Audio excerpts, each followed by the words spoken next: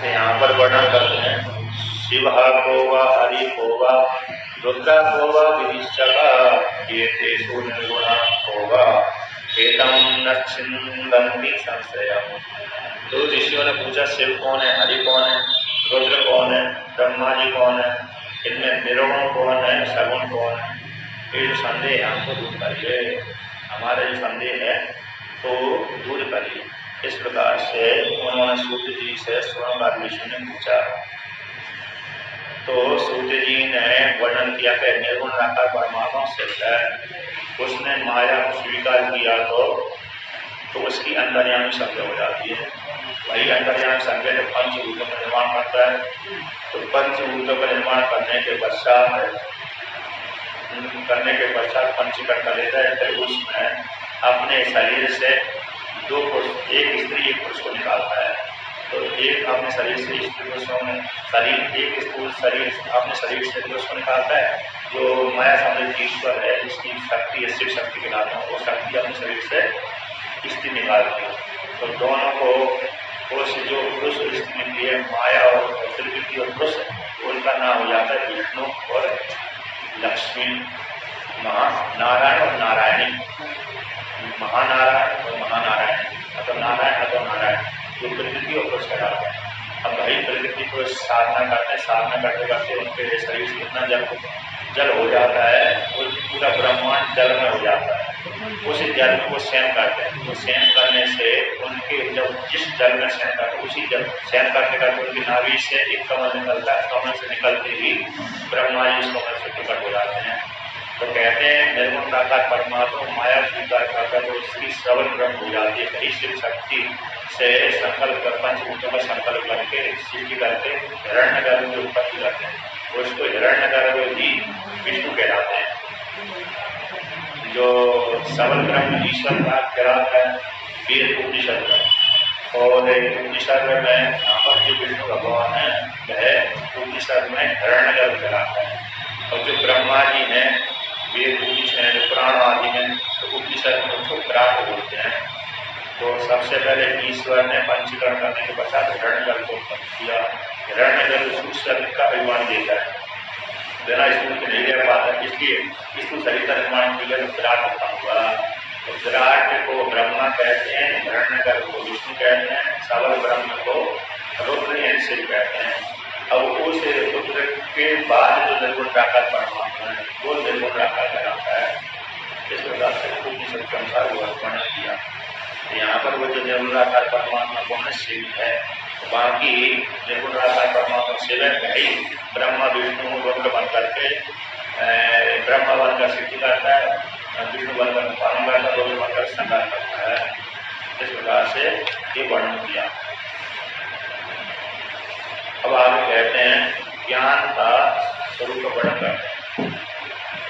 और यहाँ पर वेदांत की चर्चा है। थोड़ी बात करता आपको पहले यदेच्छा तस्य जायेता तदा च क्रियते तम सर्वं स ये जानाति तम न जानाति कश्चन। कहते हैं इस पुराणों में आख्यान कहने का क्या तात्पर्य है? आख्यान कहने का तात्पर्य यही है कि आख्यान के माध्यम से भक्ति हो, भक्ति के माध्यम ज्ञान के माध्यम से जीव का कल्याण हो, मोक्ष प्राप्त हो। यही उसका तात्पर्य। जो भी कहानी आती आख्यान आता है राजाओं का, रानियों का, अन्य का, तो उसमें भगवान उनके आख्यान के माध्यम से भगवान को प्रति निष्ठा बनाना, तो निष्ठा बना करके फिर उस ज्ञान निष्ठा के माध्यम से निष्काम भक्ति से ज्ञान की प्राप्ति, ज्ञान की प्राप्ति से मोक्ष की प्राप्ति। ये इसका मुख्य तात्पर्य। हाँ तात्पर्य मोक्ष की प्राप्ति, बाकी कौन तात्पर्य है लीला में वर्णन करना। कहते हैं जिस परमात्मा की इच्छा से जगत उत्पन्न होता है, सर्वं जानाति तम न जानाति कश्चन। उसी की इच्छा से वह सबको जानता है, वही सबको जानता है, उसको कोई नहीं जानता। आता है जिस परमात्मा की इच्छा से जगत उत्पन्न होता है, वही परमात्मा संपूर्ण जगत को जानता है, उसको कोई दूसरा नहीं जानता। अगर उससे बिल्कुल दूसरा है नहीं कि उसको कोई नहीं जानता, तो वही अकेला है कि वही सबको जानता है। रचित्वा स्वयं कच्चा प्रविश्य दूरदाश्रिता नाथ विष्णु पुरुषौ निर्लिप्तश्चिते स्वरूपम्। कहते हैं ये परमात्मा है, संपूर्ण जगत को रचना करता है, तो संपूर्ण जगत का रचना करके ही उससे दूर रहता है। कहते हैं संपूर्ण जगत का रचना कर लेता है और उसमें प्रवेश करके भी प्रवेश नहीं करता। जैसे सूर्य भगवान जल के भीतर प्रवेश करके ही प्रवेश नहीं करते, अतः सूर्य जल को जल के भीतर पृथ्वी से प्रवेश कर जाए, फिर वो जल से भिन्न नहीं है, तो प्रवेश करके ही प्रवेश नहीं करते। उसी प्रकार से परमात्मा इस जगत का सृजन करके इससे दूर का दूर स्थित रहता है। पृथ्वी रूप से इसमें भी जगत प्रवेश कर जाता है, छाया के माध्यम से, आवास के माध्यम से।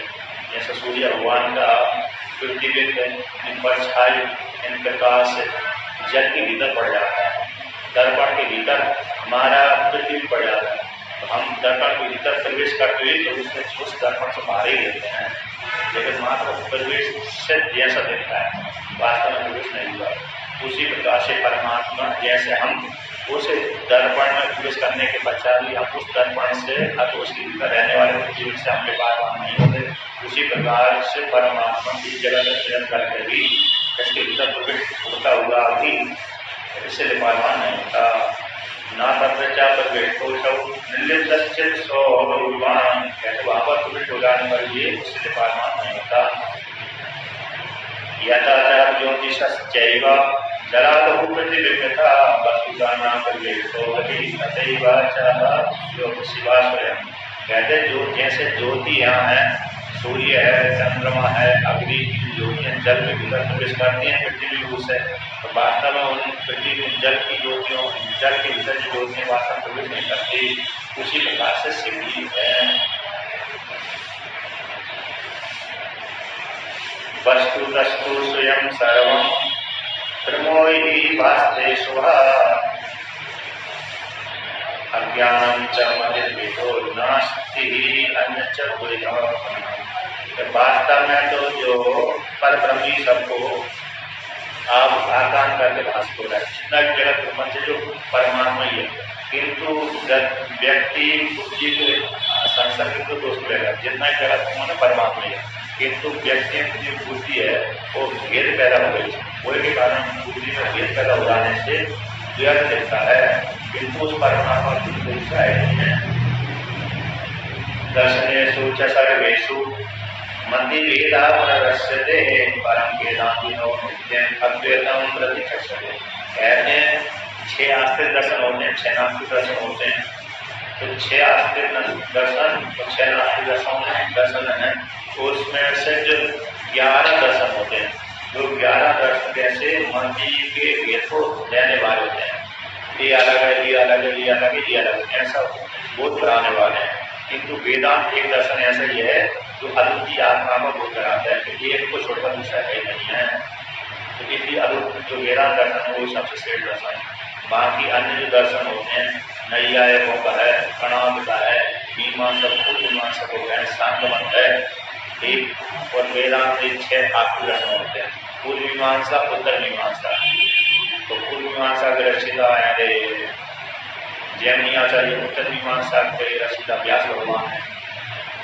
प्रणादे मुनि जिन्होंने न्याय के प्रणाव गौतम मुनि ने न्याय वैसे की रचना करी, न्याय सूत्रों की, और पतंजलि ऋषि ने योग दर्शन की रचना करी है, और सांख्य के दर्शन की कपिल भगवान ने रचना की है। तो ये 6 आस्तिक हैं, इनको वेद में आत्मा को सत्य माना है, वेद के अनुसार चले तो आत्मा है, ये हुए व्यापक है। और जो 6 नास्तिक है, 4 बोध हो गए, सौत्रात्मिक, व्यवहासिक, योगाचारी, महावीर, ये 4 बोध हो गए, 4 बात हो गए, जैन हो गए, अर्धवैना से हो गए। तो इस प्रकार से यानी 6 आस्तिक 6 नास्तिक, तो इनमें से जो 11 दर्शन वाले हो गए, तो 11 दर्शन वाले एक ऐसे बुद्धि के भेद को करने वाले हैं, क्योंकि ये द्वैत को लेने वाले, क्योंकि जो परमात्मा है कैसे अद्वैत को लेने वाले, मात्र वेदांत ये जो है अद्वैत को बताने वाला है। इस प्रकार से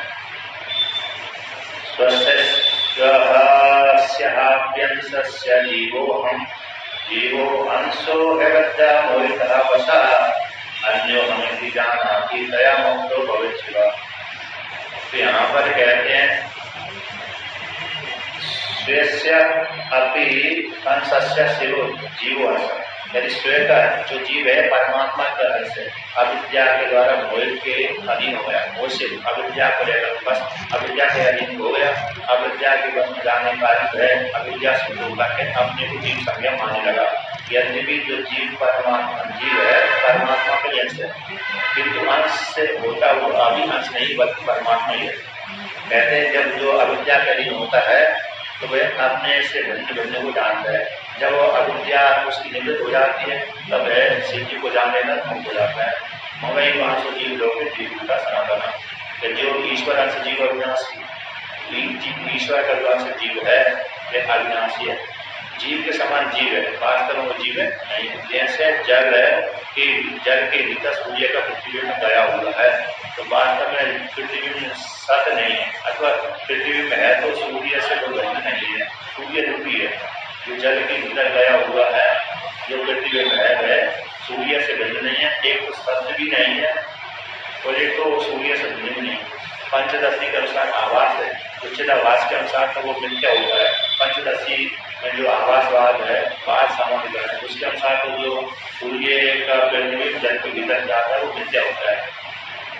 और अन्य बिना दर्शन में जो दूसरे दर्शन विकरण आदि के माध्यम का वो जो सूर्य के भीतर सूर्य का पृथ्वी जल के भीतर गया है पृथ्वी सत्य है, जब वो ज्ञान हो जाता है तो सूर्य जाकर के हो जाता है। तो दोनों प्रकार से जिस किसी प्रक्रिया से ज्ञान हो जाए उसी प्रक्रिया को सत्य माना है, ऐसा वहां पर बढ़ दिया गया है दर्शन में। कहते उपाय करो प्रश्नार्थम विचक्षणा वेदांत मार्गम आसत्य दर्शन फलम लगे। कहते हैं जो परमात्मा वेदांत मार्ग को आशा करके शिव जी का दर्शन करना चाहिए, उपाय करता है वेदांत को मार्ग को आशा करके जो शिव जी के दर्शन को उपाय करता है, आत्मा के दर्शन को उपाय करता है, उसको उस दर्शन का फल की प्राप्ति हो जाती है, आत्म मोक्ष फल की प्राप्ति हो जाती है। यथा अग्निर्व्यापकश्चैव काष्ठे काष्ठे चतुष्पदी यो वै मंतति गतकाष्ठम स वै पश्यति असंशयम्। जैसे एक अग्नि है, अग्नि हर लकड़ी में व्याप्त है, जितनी भी लकड़ियां हैं उस सारी लकड़ियों में अग्नि व्याप्त रहती है, किंतु जो अग्नि लकड़ी का मंथन करता है उसी से ही वो अग्नि उसी को ही अग्नि दिखती है। जैसे यहाँ पर लकड़ी पड़ी हुई है, उस लकड़ी में भी अग्नि व्याप्त है, बैठी हुई है, किंतु जब तक वो अग्नि मंथन नहीं करेंगे तब तक लकड़ी से आग नहीं जगेगी। जब दो लकड़ियों का घर्षण करेंगे तो दो लकड़ियों का घर्षण करने से उससे आग निकल लगती है। जो दो लकड़ियों का घर्षण करता है उससे उसको आग लग जाती, तो नहीं करता घर्षण नहीं करता है उसको आग नहीं लगती।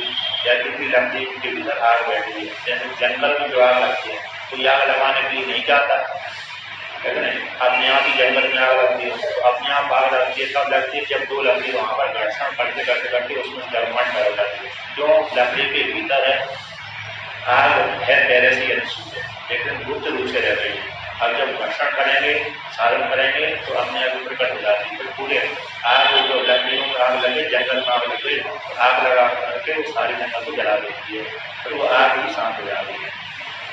उसी प्रकार से परमात्मा हमारे भगवान बैठा हुआ है, जब हम उसको चिंतन करें, श्रवण करें, मन करें, निध्यास करेंगे तो आत्मा की अभिव्यक्ति हो जाती है। आत्मा बाल स्वतंत्र मंतव्य निध्यास करके जब व्याकरण समझ में आया, आत्मा जाननी हो गए, श्रवण करना चाहिए, मन करना चाहिए, निध्यास करना चाहिए। जो इस प्रकार से मंत्र करता है, जैसे हम दूध से जब घृत निकालते हैं तो निकालने के लिए कितनी प्रक्रिया करना पड़ती है हमको। दूध से जब घृत निकालेंगे तो उसको जमाना पड़ेगी, मापना पड़ेगी, फिर उससे गर्म करना पड़ेगी, तब जाकर वो घी निकलेगा। कितनी प्रक्रिया के माध्यम से वो निकलता है। उसी प्रकार से जो भगवान परमात्मा बैठा हुआ है तब श्रवण प्रक्रिया है, मनन प्रक्रिया है, निध्यासन प्रक्रिया, जिसके माध्यम से आत्मा की अभिव्यक्ति हो जाती है। शिव शिव शिवस्यैव नान्यदस्तीति किंचन धाम ध्यान स्वरूपी वास्ते शंकर। कहते हैं शिव शिव शिव शिव शिव को छोड़कर के दूसरा कोई नहीं, ना अन्य किंचन, जितने कुछ है सवाल शिव ही शिव है। तो जो भ्रांति से नाना रूप दिखता है वास्तव शिव है, जिसका अंदर उपनिषद में आता है जीवा शिवा शिवो जीवा सा जीवा के शिवा कुशैन बंधुषा तंबुला।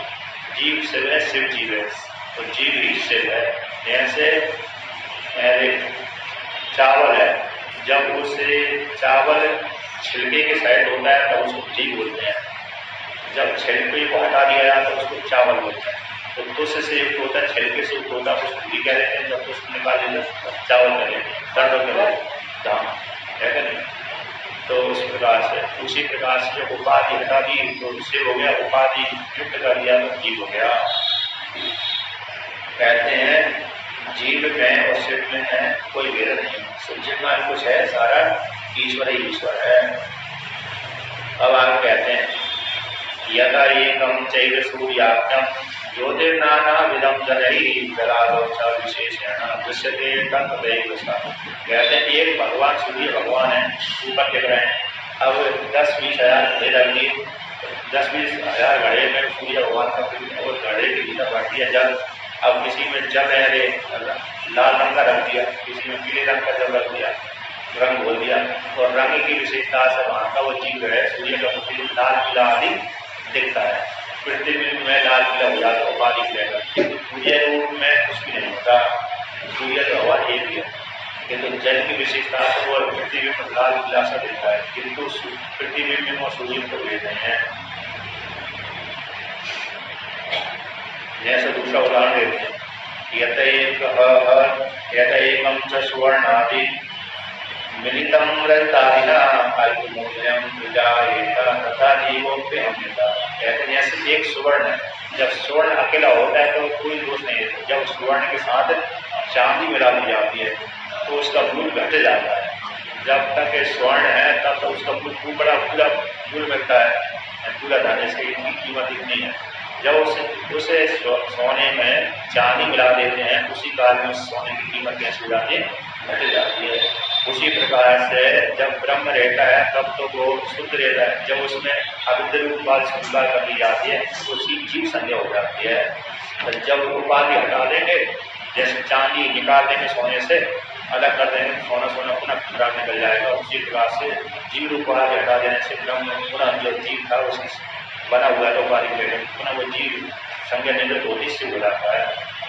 तो इस प्रकार से इन्होंने कहा क्या था, सूत्र जी ने सुना बाल विष्णु का कहते हैं आगे से जो कोटिरुद्ध संहिता है, इस कोटिरुद्ध संहिता के विषय में कहते हैं एतायः सुनियात् भक्त्यः सा वेदवा समाहिता उक्तेः किलान् भोगान् अनंते पर।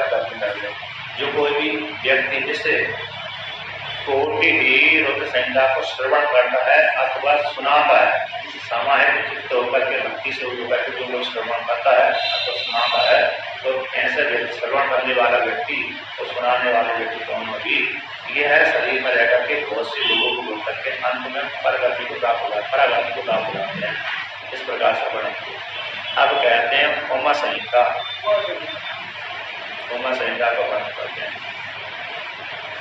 तो यहाँ पर वर्णन करते हैं पहले उस उमा संहिता का एक मूल लक्षण उसको ले करते हैं यो धत्ते भुवनानि सत्य गुणवान् श्रेष्ठः रजः संशया संगरता तमसां देखो गुणवती मायामती स्थिता सत्यानंदमनंत गोजममलम ब्रह्मादि संज्ञास्पदम नित्यं सर्वसमन्वयादधिगतम् पूर्णं शिवं धीमहि। तो सूर्य जी कहते हैं, मंगलाचरण करते हैं, सूर्य जी कहते हैं यो परमात्मा सारे भुवनों को सत्वगुण से युक्त होकर, कहते सारे भुवनों की रचना का धारण करता है, जो परमात्मा है। कहते सत्वगुण होकर के सारे भुवनों को धारण करता है। जितने भी ब्रह्म विष्णु भगवान बन करके है परमात्मा नीचे के साथ हो ऊपर के साथ हो 14 लोग हो गए, तो 14 लोगों को धारण कर लेता है, भगवान को धारण करता है, वो सबको कौन से करता है। ऐसे श्रेष्ठा राजा संशय वही परमात्मा रजोगुण से होकर के ब्रह्म बन करके सृष्टि करता है। वही परमात्मा तम से हो जाता है, रुद्र बन, जब तम को स्वीकार कर लेता है वही परमात्मा रुद्र संज्ञा हो जाता है। रुद्र संज्ञा बन करके, रुद्र बन करके सारे लोगों को जो ब्रह्मा जी ने रचना करी थी उनको संहार कर देता है। वही परमात्मा तीन गुणों को हटा देता है, तो जो गुणवती माया मध्य तीन गुणों को जब हटा देता है, माया पर हो जाता है तो निर्गुण कहलाता है। ऐसा जो परमात्मा है कहते सत्यम सत्य आनंद सत्यानंदम अनंतम बोधम अमृतम, सत्य आनंदम अनंतम बोधम अमृतम। ऐसे जो परमात्मा सत्य है, आनंद स्वरूप है, आनंद स्वरूप है, ज्ञान स्वरूप है, फल अविद्या फल से रहित है, ब्रह्मा संज्ञा स्वरूप है। वही परमात्मा उपाधि को लेकर के ब्रह्मा है, विष्णु है, रुद्र है, इंद्र है, सूर्य है, चंद्रमा है, इत्यादि संज्ञा को प्राप्त है। जीव आदि संज्ञा को पूरे मंगल तक वही परमात्मा गया हुआ है। ऐसे जो परमात्मा नित्य है, तीनों फल रहते हैं, सत्य समन्वय, सत्य समन्वय से सत्य से है कि नहीं, सत्य समन्वयात अधिगत आदत तत्वमसि आदि महावाक्य के द्वारा अधिगत होता है। जो महावाक्य होते हैं वेदों के जो चार वाक्य, उन वाक्यों के द्वारा प्राप्त है, ब्रह्म ज्ञान के द्वारा परमात्मा प्राप्त होता है, अधिगत होता है। सत्य गुण कहते हैं सत्य समन्वयात अधिगत होता है, सत्य गुण को आश्रय करने वाला है, जो सत्य गुण के आश्रय को प्राप्त होता है। अगर परमात्मा की प्राप्ति भी सत्य गुण को आश्रय लेकर के होती है, और महावेदांत के महावाक्य से परमात्मा की प्राप्ति होती है, अधिगत प्राप्त हो जाती है। यानी वेदांत का चिंतन करने के लिए सत्वगुण चाहिए, है ना, आत्मा को जानने के लिए सत्वगुण चाहिए। तो इस प्रकार से सत्वगुण के माध्यम से परमात्मा प्राप्त हो जाती है, सत्यगुण के आश्रय करने से उसकी प्राप्ति हो जाती है। ऐसे निमित्त परमात्मा को पूर्ण है, सिद्ध है, ऐसे परमात्मा जिससे पूर्ण परमात्मा उसको धीमहि हम क्या करते हैं, जो उसको चिंतन कर ध्यान करते हैं। अगर जो कोई साधक इस प्रकार से परमात्मा को ध्यान करते चिंतन करता है तो उस परमात्मा उस प्रकार से साधक के द्वारा प्राप्त हो जाता है। इस प्रकार से सूर्य जी ने ये पूछा, क्या किया, ये मंगल ग्रहण किसी कार्य विशेष में भगवान कृष्ण ने द्वापर युग में जन्म लिया। जन्म लेने के पश्चात से उनका विवाह हुआ, द्वारका नगरी बसाए और विवाह हुआ। विवाह हो जाने के पश्चात एक पत्नी को पुत्र हो गए, रुक्मणी को प्रद्युम्न की प्राप्ति हो गई। तो उनकी जो भगवान की गौसी रानियाँ थी, 10 प्रधान 8 प्रधान थी, तो 8 में से 108 रानियाँ एक कल्प के अनुसार, और 16,056 एक कल्प के अनुसार है। एक कल्प में तो भगवान श्री कृष्ण की रानियाँ 16,108 हैं, और एक कल्प में 16,056 रानियाँ हैं। अलग किसी कल्प में और भी आगे पीछे हो जाते हैं। तो इस प्रकार से तो पहली रानी को भगवान श्री कृष्ण की पहली रानी को खुद हो गया, और दूसरी रानी ने कहा कि मेरे को भी इसी प्रकार से योग पुत्र प्रदान करिए। अगर दूसरी रानी को नहीं हुआ होगा उस कारण, तो उस दूसरी रानी ने भगवान कृष्ण से प्रार्थना करी कि मेरे को श्रेष्ठ पुत्र प्रदान करिए आप। तो अपनी दूसरी रानी की वाणी सुनकर के भगवान श्री कृष्ण अयोध्या को वहाँ पर द्वारावती को छोड़ करके, द्वारका नगरी को छोड़ करके हिमालय क्षेत्र में भगवान श्री जी की आराधना के लिए, क्योंकि पुत्र की प्राप्ति योग चाहिए, सामान को तो चाहिए, कोई समस्या नहीं है, आराधना करने की जरूरत नहीं, अपने आप हो जाएगा। किंतु जिसको योग पुत्र चाहिए, सामर्थ्य द्वारा चाहिए, तो उसके लिए तो फिर उसको साधना करनी चाहिए। तो साधना योग पुत्र प्राप्त करने की भगवान श्री कृष्ण पत्नी की आज्ञा को स्वीकार करके, साधना स्वीकार करके हिमालय क्षेत्र में, तो किस पत्नी ने आराधना करके ये वो चाहिए, सुंदर चाहिए, जामवती ने प्रार्थना करी। तो जामवती ने प्रार्थना करनी शुरू की, जामवती की बात सुन करके भगवान श्री कृष्ण हिमालय क्षेत्र में तपस्या करने की पुत्र की योग के पुत्र प्राप्त करने के लिए गए वहाँ पर।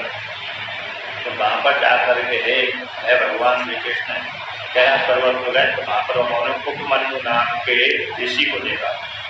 जिन उपमन्यु ने भगवान शिव जी की आराधना करके दूध के समुद्र को प्राप्त कर लिया था, तो वहाँ पर रहते थे। यहाँ पर द्रोणगिरी पर्वत, द्रोण मतलब देहरादून जो वर्तमान काल की द्रोण नगर था, पहले किसी कार्य से देहरादून बन गया। द्रोण नगर पर्वत का नाम निर्मला क्षेत्र को रही, तो वहाँ पर उपमन्यु नाम के ब्राह्मण रहते थे। यहीं पर उन्होंने तपस्या करी, तो शिव जी की आराधना करके प्रसन्न हो गए, तो उन्होंने शिव जी ने उनको दूध का समुद्र दे दिया। तो कहते हैं अत्रोपमन्युं पुरः पुत्रार्थ भगवन्ते कैलासं शंकरालयं वसुदेव श्रुतः कृष्णस्य तपस्तप्तुं शिवस्य। कहते हैं पुत्र के लिए, पुत्र प्राप्ति के लिए भगवान श्री कृष्ण कैलाश पर्वत पर गए। भगवान कृष्ण जो शिव जी का आलय है, स्थान निवास स्थान है, ऐसे कैलाश पर्वत पर गए। तो वहाँ पर गए तो देखा कि वहाँ पर उपमन्यु बैठे हैं किसी आश्रम विशेष में। तत्रोपमन्युं संदृष्ट्वा तपन्तं श्रृंगे उत्तमे प्रणम्य भक्त्या सा मुनिः पर्यगच्छते गतांजलि। कहते हैं कैलाश पर्वत को जाकर के उन्होंने देखा कि एक मुनि श्रेष्ठ पर्वत पर विराजमान है, यानी वो कौन है? उपमन्यु नाम के ऋषि बैठे हैं। तो वहाँ पर जाकर के उपमन्यु ऋषि के पास जाकर के भगवान श्री कृष्ण ने भक्ति के द्वारा उनको प्रणाम किया। तो प्रणाम करके हाथ जोड़कर पुत्रांजलि, हाथ जोड़कर उनसे पूछने लगे। श्री कृष्ण कहते हैं उपमन्यो महाप्राज्ञ शैव प्रवर सनमते पुत्रात्म अगमं तप्तुं तपोत्र सस्सी। तो श्री कृष्ण कहते हैं हे उपमन्यु, हे महाप्राज्ञ, हे शिव भक्तों श्रेष्ठ सद्बुद्धि वाले, मैं यहाँ पर पुत्र प्राप्ति के लिए आया था, पुत्र प्राप्ति की तपस्या करने के लिए आया। शिव जी के पर्वत पर भगवान शिव जी को प्रसन्न करने के लिए और पुत्र प्राप्ति के लिए, पुत्र की प्राप्ति, उत्तम पुत्र की प्राप्ति के लिए तपस्या करने के लिए यहाँ पर आया हूँ। इसलिए आप मेरे को शिव जी की आराधना कर रहे हैं, तो शिव जी की आराधना करूँगा, पुत्र प्राप्ति की तपस्या करने के लिए इस पर्वत पर आया है। इसलिए जिसकी आराधना करना है उसका मेरे को महानतम बना दीजिए। आता मेरे गुरु दीक्षा दीजिए, गुरु मंत्र उपदेश कर दीजिए, किस मंत्र को लेकर के जब वो शिव जी की आराधना करो, इससे शिव जी शीघ्र प्रसन्न हो जाए। और उससे जब जिस मंत्र लिया है, वो जिस देवता का मंत्र लिया है, उसका फल वर्णन कर दीजिए, महात्म वर्णन कर दीजिए, जिससे मेरी उसके श्रद्धा पैदा हो जाए। तो इस प्रकार से कुछ भगवान ने उपमन्यु से पूछा। एक तो गुरु दीक्षा ली, यहाँ पर आगे गुरु दीक्षा का वर्णन आता है, और पहले महात्म सुनते हैं। शंकर महात्म्यम सदा करम मुने यत्सत्वा भक्तितः कुर्याम तपयेश्वरे मुक्तो। ये ऋषि मेरे को शंकर के, भगवान शिव जी सबको जाने वाले शिव जी शंकर है, उनके महात्म्यों को वर्णन करके आरंभ हो जाने वाला है।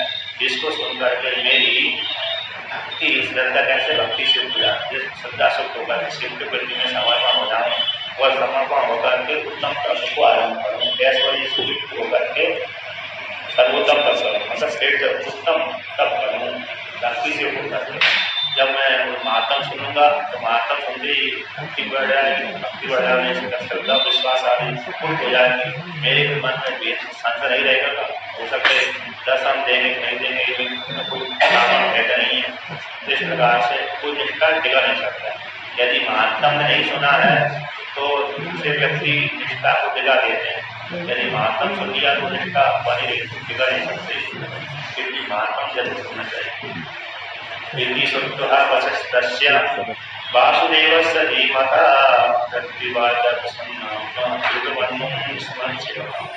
कहते जब सनत कुमार और उपमन्यु का संवाद यहाँ पर, तो इस प्रकार जब भगवान ने कहा, भगवान की बात सुनकर को उपमन्यु कहने लगे शृणु कृष्ण महाशैव महिमानं महेशितु यमाप्राक्षमहं संघोर भक्ति वदनमस्तनम। तो उपमन्यु कहते हैं हे कृष्ण, हे महाशय, मैं तुमसे शिव जी की महिमा को कहता हूँ, जो मैंने तपस्या करते करते देखा था। मैंने जो तपस्या करी वो तपस्या के प्रभाव से मैंने जो शिव जी की महिमा देखी, उस महिमा को मैं वर्णन करता हूँ, महात्मा को वर्णन करता हूँ। मैंने इस प्रकार से जब मैं एक गरीब ब्राह्मण का बालक था, दूध दूध पीने के लिए भी मेरे पास मेरे को नहीं, दूध भी नहीं मिलता था। मेरी माता ने मेरे को आटा का घोल करके दूध पिला देती, तो दूध पीने के लिए भी मेरे को नहीं मिलता था। तब मैंने शिव जी की आराधना करी। शिव जी की आराधना से मेरे को सारा ऐसा विकास होगा, जिस लोग में चाहूँ उस लोग में चला जाता हूँ, और जिस लोग में चाहूँ उसी लोग मेरे साथ दूध चले जाते हैं, दूध के ढेर चले जाते, दूध का समुद्र चला जाता है। यहाँ बैठता वहाँ दूध अपने आप ही आने लगता है, दूध दही शक्कर सारे आने लगता है।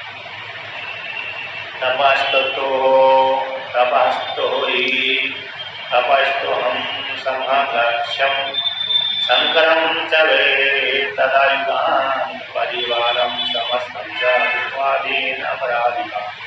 कहते जब मैं शिव जी की तपस्या करने में स्थित था, उस काल में मैंने शिव जी के बहुत से आयुधों को देखा, परिवार को देखा, विष्णु आदि देवता को देखा।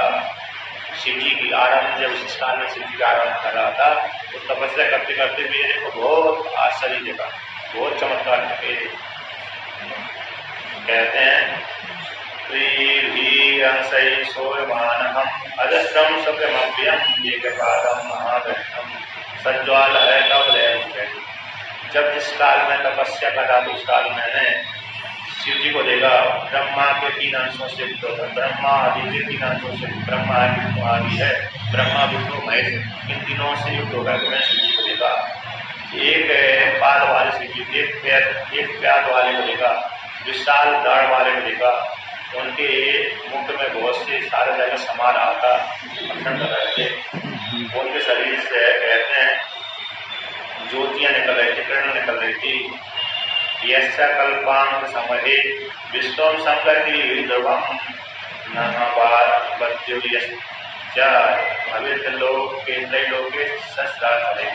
कहते कल्प के अंत में सारे संसार को संहार कर लेते हैं, सृष्टि के आरंभ में सारे जगत को रोपण करते हैं, सृष्टि के तमाम हो जाने पर सबका संहार कर लेते हैं, काल का भी संहार कर लेते हैं। जो कल्प के अंत हो जाने पर सारा काल है, सारे विश्व का प्रलय कर लेते हैं। वो भी मैंने उस काल में तपस्या करके देखा। मैंने शिव जी का त्रिशूल देखा।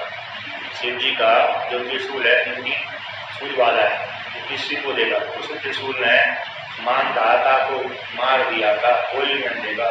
लवणासुर के द्वारा, लवणासुर के हाथ में देता था, तो लवणासुर के पिता को भगवान शिव जी ने त्रिशूल दिया था। शिव जी की भक्ति करता था लवणासुर का पिता, तो उसके पिता ने शिव जी का त्रिशूल मांग दिया था। उसने मांगा कि मेरा जो त्रिशूल है, मेरे पुत्र पुत्र पुत्र पुत्र हमेशा चलता रहे। ऐसा वरदान मांगा था शिव जी से। तो शिव जी कहना है तुम्हारे पास रहेगा, तुम्हारे पुत्र के पास रहेगा, जिसके बाद महिला उसके बाद मेरे पास में जाएगा। तो वह लवणासुर के पिता को शिव जी का भक्त था, इसलिए उसने सामान्य ब्राह्मणों के साथ विरोध नहीं किया। क्योंकि लवणासुर निंदा तो दुष्ट निकला, उसने ब्राह्मणों के साथ विरोध कर लिया। यहाँ पर ब्राह्मण मंदिर महिमा भी खा जाता था। फिर बाद में और मानधाता पैदा हुए, मानधाता ने सारी गरीबी को जीत लिया था, तो इंद्र को जीतने जा रहे थे। उस काल में इंद्र ने देखा कि वो मेरे को जीतने आ रहा है, तो उसने क्या किया, तो पहले तो मनुष्य लोग के राजा हुई, तो बाद मेरे पास आए। किसको कौन बचा है कि लवणासुर बचा हुआ है। वो लवणासुर के पास में बिना सोचे समझे, किसी परामर्श लिए बिना ही, उसकी शक्ति को आकलन किए बिना ही मानधाता उसके साथ मुझे चला गया लवणासुर के साथ। तो लवणासुर ने देखा कि आया, जिसके हाथ में त्रिशूल था, तो त्रिशूल जिस काल में उसके हाथ रहेगा, जिस पशु रहेगा वो मर जाएगा। तो लवणासुर ने मानधाता को छोड़ दिया था, तो मानधाता वो उस त्रिशूल के द्वारा मारे गए थे। बाद में शत्रुघ्न ने भी उसी काल में लवणासुर के ऊपर हमला किया, मतलब युद्ध छेड़ा, जिस काल में उसके पास में त्रिशूल नहीं था। यदि लवणासुर के हाथ में त्रिशूल होता तो शत्रुघ्न भी मारे जाते बलराम के प्रभाव से। लेकिन शत्रुघ्न को पहले संकेत कर दिया ऋषियों ने कि जिस काल में वो सुबह सुबह जाता है मांस का पूजा करके मांस लेने के लिए जाता है, उस काल में त्रिशूल घर में छोड़कर जाता है। उस काल को मुश्किल पर हमला करना, नहीं तो फिर यदि उसको लौट नहीं गया, घर में उसके नगर में प्रवेश नहीं करने देगा। यदि प्रवेश कर गया, अस्त्र शस्त्र लाने के लिए प्रवेश कर गया, तो त्रिशूल ले आएगा, फिर तुम जीत नहीं सकते, तुम मार ही जा सकते हो, इसलिए उसको मौका नहीं देगा। तो तब ऐसा ऋषियों ने उपदेश कर दिया, तब उसी कारण शत्रुघ्न दोबारा मार गए। तो इस प्रकार से कहते हैं कहते हैं मैंने सुदर्शन चक्र को देखा। जिस सुदर्शन चक्र भगवान विष्णु को शिव जी ने दिया था वो भी मैंने तपस्या करते करते देखा। कहते हैं और भी मैंने बहुत से आश्चर्य देखे। तो इस प्रकार से भगवान ने शिव जी ने कहते हैं अब तुम मंदिर को परीक्षा लेने के लिए इंद्र के रूप में दर्शन दिए। इंद्र ने कहा कि मेरे से वरदान ले लो। तो उपमन्यु ने कहा मैं तुमसे वरदान नहीं ले तो मैंने तुम्हारी आराधना नहीं पाती। मैं तो शिव जी का भक्त हूँ, शिव जी से वरदान हूँ, तुम यहाँ से देवदास नहीं लूंगा। तो इंद्र ने देखा कि शिव जी ने देखा कि ये तो मेरे से नहीं ले रहा। तो इंद्र मारने के लिए प्रवृत्त हो गया। तो वो शिव जी शरण में चला गया। तो देखा शिव जी शरण में डर गया थोड़ा वो। तो बाद में फिर शिव जी को पुनः दर्शन दिया। अतः कई बार इंद्र बन करके शिव जी ने उसकी परीक्षा दी उपमन्यु की, किंतु वो अपनी भक्ति से च्युत नहीं हुआ। मैंने तुम्हारी आराधना करी नहीं की है, मैं तुमसे वरदान नहीं लूंगा। मैंने जिसकी आराधना करी उसी से वरदान होगा। तो वहाँ पर ऐसा बन करते हैं। जब शिव जी ने देखा कि ये तो भक्ति से च्युत नहीं हो रहा तो फिर भगवान शिव जी ने क्या कर दिया, उसको दर्शन दे दिया। तो दर्शन देने के पश्चात कहते शिव जी का वरदान मेरे से मांग लो। तुम्हारे लिए देने की कोई वस्तु नहीं है, न देने के योग्य ऐसी कोई वस्तु नहीं जो ना दे सकूँ। तो उपमन्यु वहाँ पर कहता है भगवान यदि तो शोषी यदि भक्ति इस तरह नहीं तेन सत्यन में ज्ञानम त्रिकालय विषय होगी। हे भगवान यदि आप मेरे ऊपर सर्वगुण है और मेरी आपके प्रति बहुत